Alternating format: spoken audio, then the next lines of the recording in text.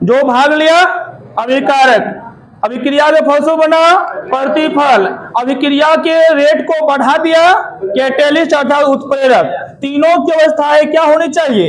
एक ही होनी चाहिए। एक ही अवस्था को क्या बोलेंगे? सेम फेज बोलेंगे। तो समान उत्प्रेरक के बारे में डिफिनेशन दीजिएगा। जब अभिकारक, प्रतिफल तथा उत्प्रेरक सभी सेम फेज में हो, सभी सेम फेज में हो, तब इस प्रक्रम को समान उत्प्रेरण कहते हैं। समान का अर्थ होता है सेम फेज में होना। समान का अर्थ सेम फेज अर्थात एक ही अवस्था में होना। और उत्प्रेरण क्या होता है? एक रासायनिक अभिक्रिया होती है ना, जिसमें एक पदार्थ होता है जिसे कैटेलिस्ट कहते हैं, जो अभिक्रिया के रेट को बढ़ाने का कार्य करता है। तो रासायनिक अभिक्रिया में दो चीज होना अवश्य है, या एक अभिकारक और एक प्रतिफल। और रेट को बढ़ाने वाले पदार्थ भी आ गया तो कैटेलिस्ट, रेट को बढ़ाने वाले पदार्थ भी आ गया तो कैटेलिस्ट। और ये अभिकारक हुआ, ये कैटेलिस्ट हो गया, और ये प्रतिफल हो गया। तीनों का कौन सा अवस्था में होना? सेम अवस्था में होना, सेम फेज में होना। सेम फेज में होना क्या कहलाएगा? समान उत्प्रेरण। तो समान का होता है एक ही अवस्था या सेम फेज, एक ही अवस्था या। और अभिक्रिया में क्या क्या होंगे? अभिकारक, प्रतिफल, रेट बढ़ाने वाले पदार्थ कैटेलिस्ट, उत्प्रेरक। तीनों किसमें होंगे? सेम फेज में होंगे, तो उसे क्या कहेंगे? समान उत्प्रेरण। तो डिफिनेशन क्या हो गया? जब अभिकारक, प्रतिफल तथा उत्प्रेरक सभी सेम फेज में होते हैं, तब इस प्रक्रम को समान उत्प्रेरण कहते हैं। विषमांग उत्प्रेरण, इंग्लिश हेट्रोजीनस कैटेलिसिस। विषमांग का अर्थ क्या होगा? डिफरेंट फेज अर्थात अलग अलग अवस्था। तो जब कैटेलिसिस होगा तो उसमें अभिकारक होंगे, प्रतिफल होंगे और उत्प्रेरक होंगे। तीनों की अवस्थाएं क्या होगी? डिफरेंट होगी, तो उसे क्या कहा जाएगा? विषमांग उत्प्रेरण कहा जाएगा। इसलिए विषमांग उत्प्रेरण का डिफिनेशन दीजिएगा। जब अभिकारक, प्रतिफल और उत्प्रेरक डिफरेंट फेज में होते हैं, जब अभिकारक, प्रतिफल और उत्प्रेरक डिफरेंट फेज में होते हैं, तब इस प्रक्रम को विषमांग उत्प्रेरण कहते हैं। इस एग्जांपल को देखेंगे। अभिकारक में नाइट्रोजन और हाइड्रोजन भाग लिया।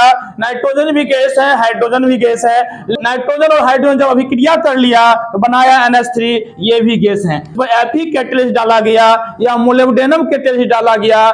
Fe या मोलिब्डेनम सॉलिड अवस्था में अर्थात ठोस अवस्था में होते हैं, तो ठोस अवस्था में तो S से डिनोट करेंगे। याद रखिएगा, सॉलिड को S से, लिक्विड को L से, गैस को G से। यदि ब्रैकेट में G लिखा हुआ है इसका मतलब गैस है ना। S लिखा है तो सॉलिड है अर्थात ठोस है, L लिखा हुआ रहेगा तो लिक्विड है। इसके अलावा जलीय माध्यम हो तो AQ लिखा हुआ रहेगा, है ना। AQ का मतलब जलीय घोल। AQ का अर्थ क्या हो जाएगा? जलीय घोल। यहाँ नाइट्रोजन गैस है, हाइड्रोजन गैस है, मोलिब्डेनम या Fe है ना, आयरन क्या है? सॉलिड है, NH3 गैस है। इसकी अवस्थाएं और इसकी अवस्थाएं क्या है? डिफरेंट है। ये गैस अवस्था में है, ये सॉलिड अवस्था में है। जब डिफरेंट फेज में होगा उसे क्या बोलिएगा? विषमांग उत्प्रेरण।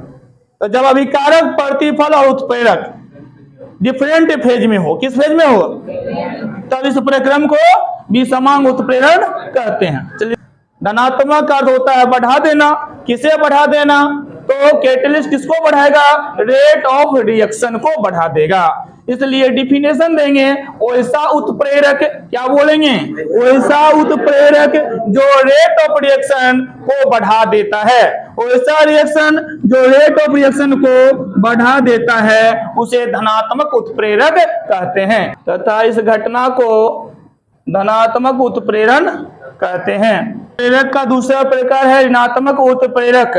ऋणात्मक का अर्थ होता है कम कर देना या घटा देना, कम कर देना या घटा देना।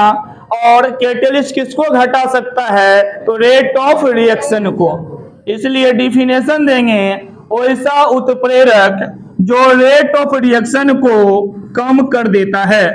वैसा उत्प्रेरक जो रेट ऑफ रिएक्शन को कम कर देता है ऋणात्मक उत्प्रेरक कहलाता है। ऋणात्मक का अर्थ होता है कम कर देना। उत्प्रेरक एक कैटेलिस्ट है, किसे कम करेगा? तो रेट ऑफ रिएक्शन को। तो डिफिनेशन क्या देंगे?